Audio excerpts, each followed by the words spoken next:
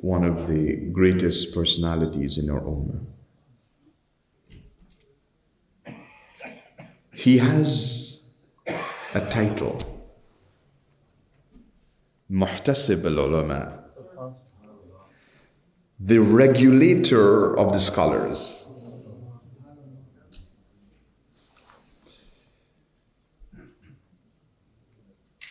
Imam al-Ghazali wrote a great book. His greatest work, Ihya Ulumuddin. And the scholar said,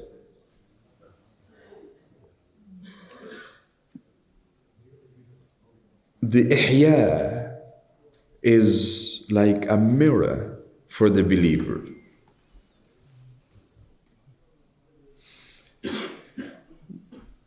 I think many of you,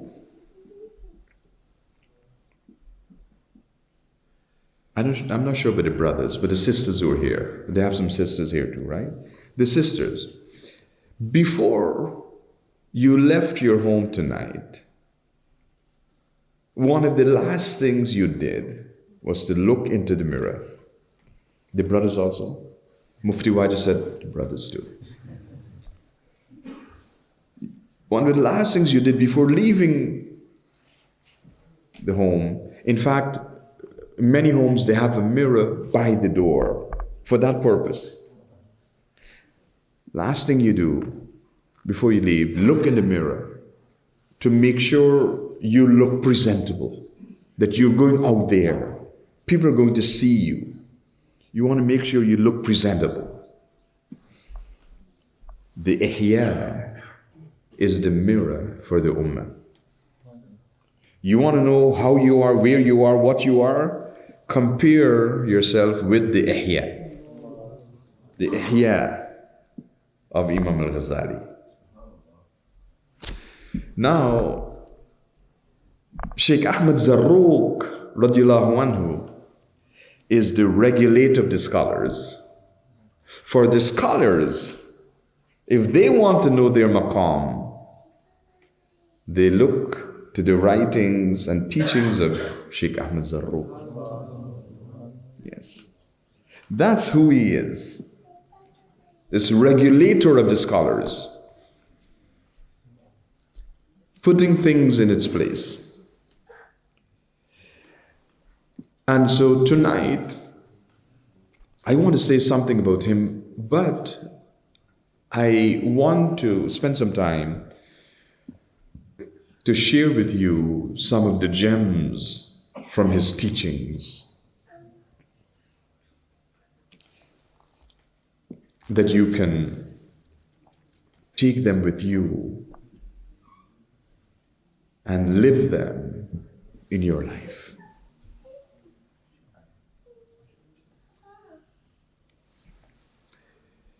There's something about Sayyidi Sheikh Ahmad Zarruq that's special.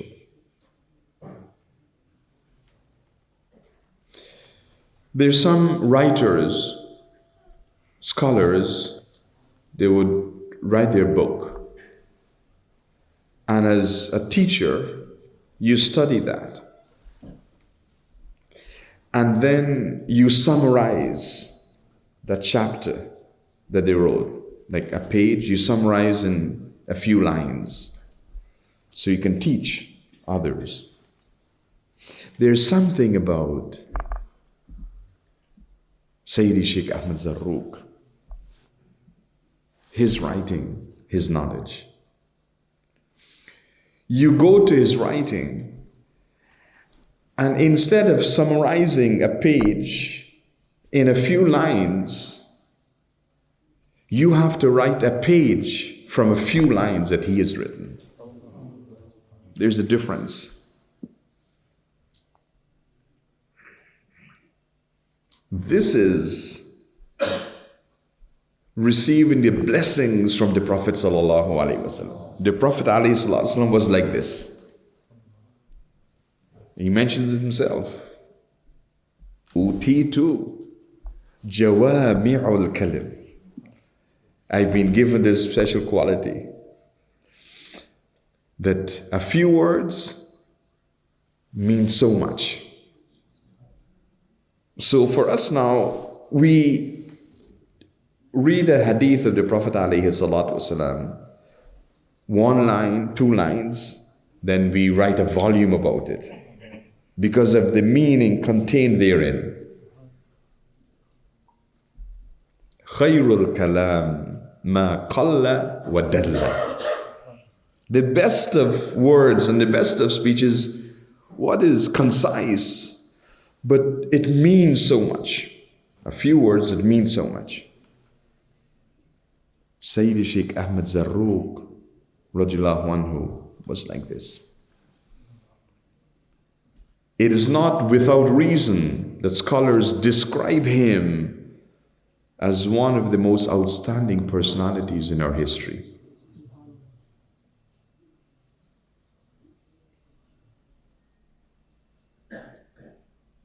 And he was a Shadili.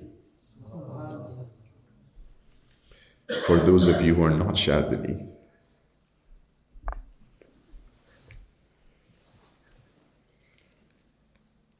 of course we respect and love everyone. We are all together in this struggle for Allah subhanahu wa ta'ala. But sometimes I kind of throw that in there.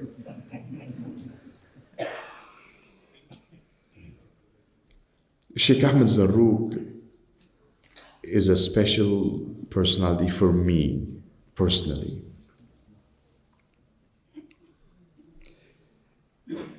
Let me share with you this example. 2012, August, after Ramadan, I was in Canada. And we heard the sad news from Misrata, from Egypt, from Libya, Misrata, that his maqam was desecrated. Subhanallah. Criminals who would do something like that. It brought tears to my eyes. I cried. And then after, I made wudu and I performed 2 rakat nafil salah with a niyyah of Isal al-Thawab to convey the blessings to him. That I made dua that Allah subhanahu wa ta'ala would elevate his maqam in the dunya and in the akhirah. That there are those who desecrated his grave. But he was someone who dedicated his life for Allah subhanahu wa ta'ala. And I made dua that his maqam would be elevated even more, that more people can benefit from him, this great scholar. And here we are tonight, talking about this great personality. And that same week in the Friday khutbah, my khutbah was dedicated to him, his life, his teachings, the benefit. There's a principle, the sunnah of Allah.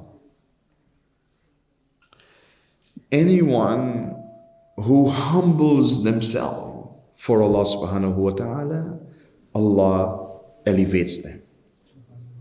If you humble yourself for Allah, Allah subhanahu wa ta'ala elevates you in the dunya and in the akhirah. Sayyidi Sheikh Ahmad Zarruq was someone who humbled himself for Allah subhanahu wa ta'ala. Allah elevated him. They destroyed his maqam in Misrata, But Allah subhanahu wa ta'ala opened the floodgate for people to know more about Him. People who had never heard about Him, they now would hear about Him.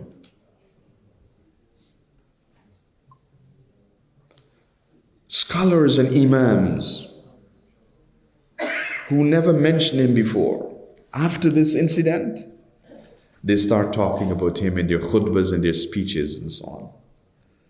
They start studying His books, His writings, appreciating Him more. Allah subhanahu wa ta'ala elevated Him. There were people who think they can destroy His memory. The memory for Him, that who He was, they would erase that from the minds of people. But when Allah subhanahu wa ta'ala wants to elevate you, no one can stop that. It is for us to connect ourselves to Allah subhanahu wa ta'ala. His life started in difficult circumstances. When he was a young baby, his parents died. There was an outbreak of an illness in the city of Fez. They passed away. And then he was taken care of by his grandmother. Banin, she's referred to as.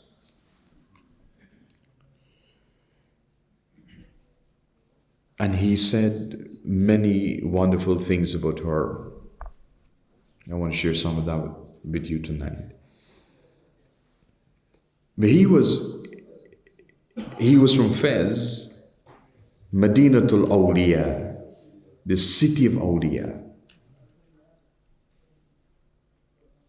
But he traveled for the sake of Islam, for the sake of Allah subhanahu wa ta'ala, to different places, seeking knowledge from different scholars. Finally ended up in Libya, what is today Libya, in Misrata. And he became Sahib Misrata, the man of Misrata. His maqam is there. He became the Qutb of Misrata, the spiritual giant. He made that his base, starting teaching people, and in short time producing great scholars, his writings, and so on. He said about his grandmother, who was this great Sufi, Zahida, who memorized the Qur'an, who was a scholar in her own right. She took care of him and she nourished him well. At her feet, he memorized the Qur'an.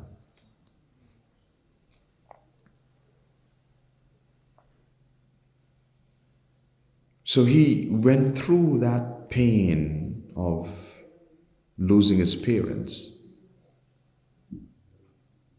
but it strengthened him, it fortified him. And this is one of the things we should learn, that in life we would face difficulties, we would face challenges, but it should never break us. It should mold us. Many people are broken by the difficulties and trials they face in life, and they give up on Islam, on their practice of Islam. But the lesson he taught us is, you face difficulties, turn even closer and more to Allah subhanahu wa ta'ala. Become this stronger person, this greater believer in Allah subhanahu wa ta'ala. So even though the loss of his parents was such a painful thing, it strengthened him and it fashioned him in a way to face the challenges of his time. And he said his grandmother helped him on this path. She instructed me to pray and ordered me to pray from the age of 5.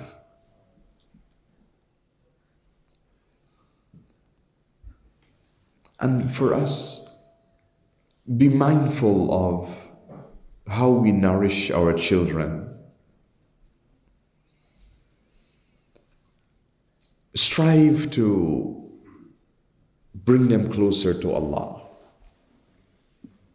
And one of the wonderful ways of doing so is through good example. Good example and friendship.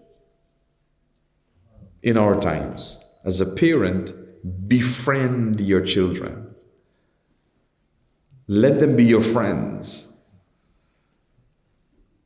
It's a shift from traditional Muslim culture. Traditional Muslim culture says that you command them to pray, to do these things, they have to follow you. But we're living in a different time. And so, especially for younger parents, befriend your children. Let them become your friends and show them the good example. You want them to pray, pray in your home also. Let them see you praying. Show that example. You want them to recite Qur'an, you do it also. Show them that good example. Let them become your friends, they want to follow you. Sayyidi Sheikh Ahmad Zarruq was blessed with this upbringing. It reminds me of Imam Shafi'i, another great master of this ummah. He talks about his mother.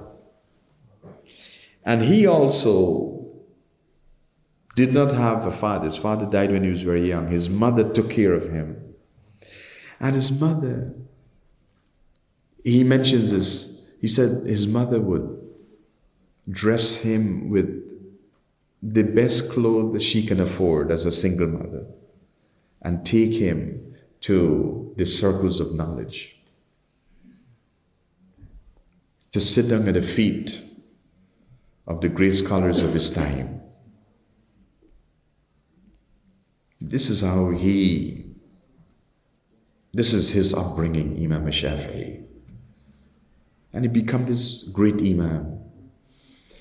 But he also mentioned an important adab that Sayyidi Sheikh Ahmad Zarruq had towards his grandmother, Imam Shafi'i, towards his mother. Said he was a small boy growing up with her, and she would take him out to these circles of knowledge to study Islam. He said he would never walk in front of her. He would always walk behind his mother.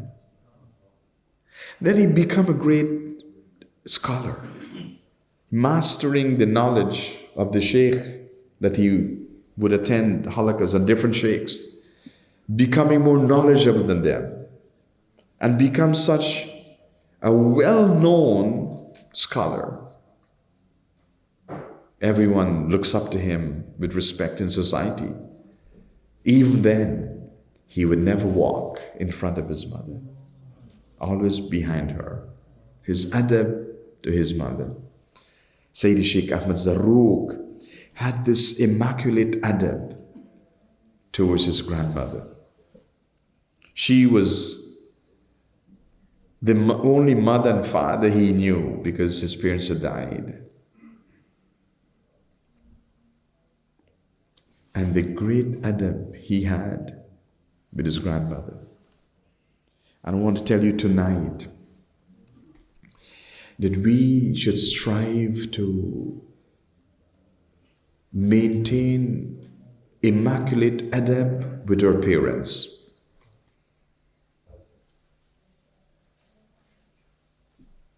It is something that the culture of society today destroys. The fashionable thing in society is to disobey our parents, to talk back to them, to raise our voices to them. But that's not the Islamic way.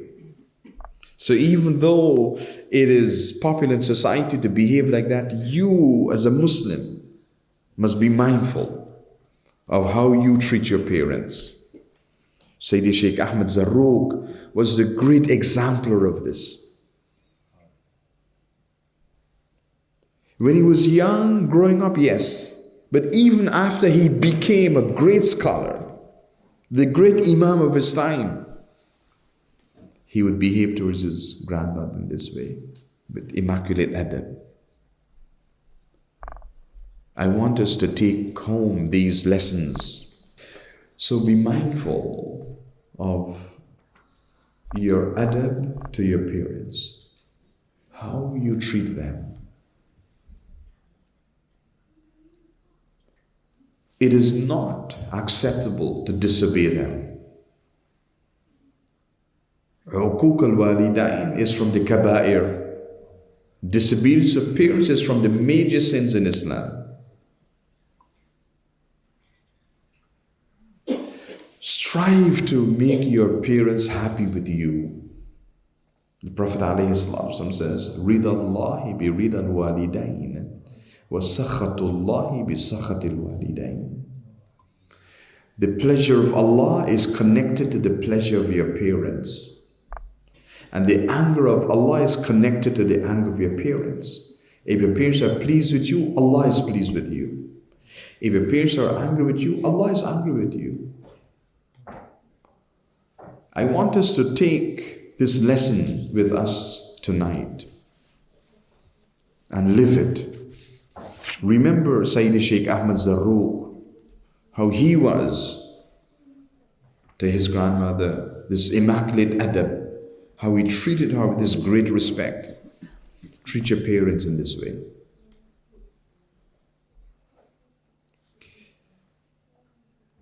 He said about his grandmother as well, she took care of me.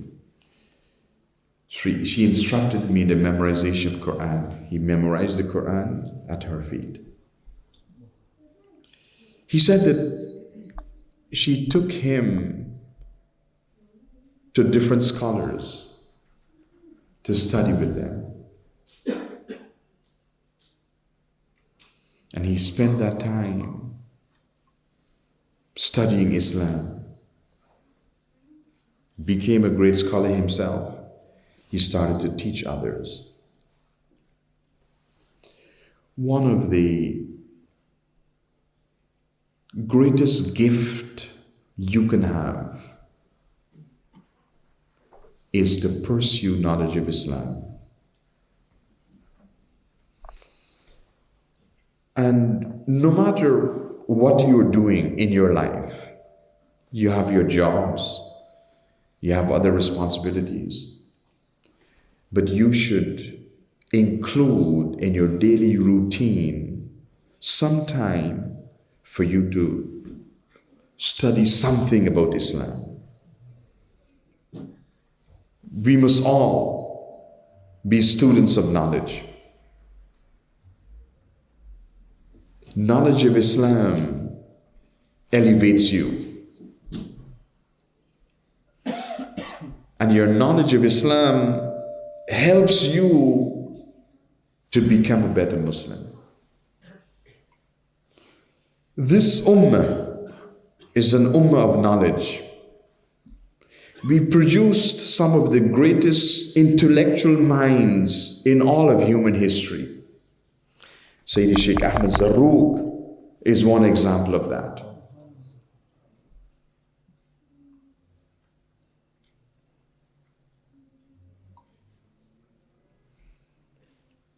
People said about him and about another scholar from the same region that he came from, Ibn Khaldun. There are non-Muslim scholars who said that if any civilization produced someone like Ibn Khaldun or Sayyidi Shaykh Ahmad Zarruq, that civilization would be proud of its achievement if that is the only thing it did. Imagine that. If any civilization produced someone like Sayyidi Shaykh Ahmad Zarruq, that civilization would be proud of its achievement. Of the great mind, the great intellect that he was.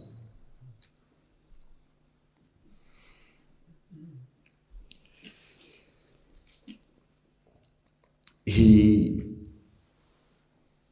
became a scholar in the different Islamic disciplines of Qur'an, tafsir, aqidah, hadith, fiqh.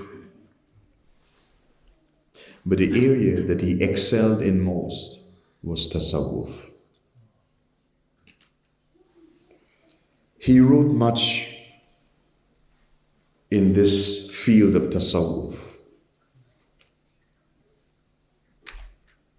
including commentaries of the previous great works in tasawwuf. Kitab al-Hikam, for example. And then he produced his own works. He wrote a book called Qawaid at-Tasawwuf, the principles of Islamic spirituality, or the principles of tasawwuf, of Sufism. And this is the text that made him to be recognized as this great regulator of the scholars. And in this particular text, the regulator of tasawwuf.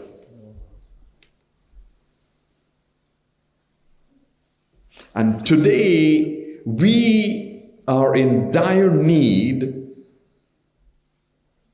of the teachings of Sayyidi Shaykh Ahmad Zarruq.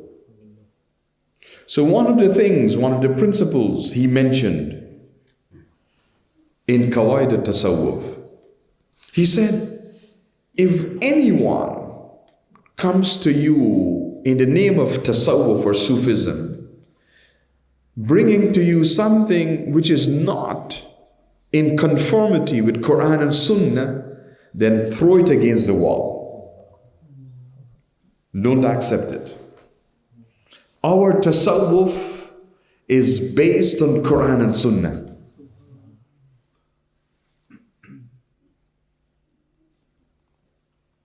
I say it's the great need of the time, because there are others today, non-Sunni groups, who claim to be following Qur'an and Sunnah, and accusing us, the Sufis, of not following Qur'an and Sunnah. We need to reclaim that heritage. We should be known as the people who are following Qur'an and Sunnah. Shaykh Ahmad Zarruq makes this point. There are people who may have gone astray. He's the one who brings them back to the correct way.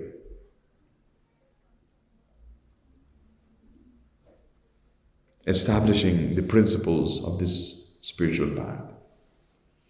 Tonight, I want to share with you a few of the principles he talked about in this journey to Allah. He says we are all traveling to Allah subhanahu wa ta'ala. Whether we like it or not, We come into this world and we are on this journey to Allah. There are many who takes the first step on this journey and they stay there. They don't go beyond that. Even the non-Muslim, they are on this journey to Allah. Take the first step. In this dunya, they stay there. Even the one who claims there is no Allah, he is on this journey to Allah as well. Takes the first step, he stays there, doesn't make any progress. And then the believer, the Muslim, starts this journey and continue to make little steps on this journey to Allah. Sayyidi Shaykh Ahmad Zarruq tells us about the landmarks and milestones of this journey.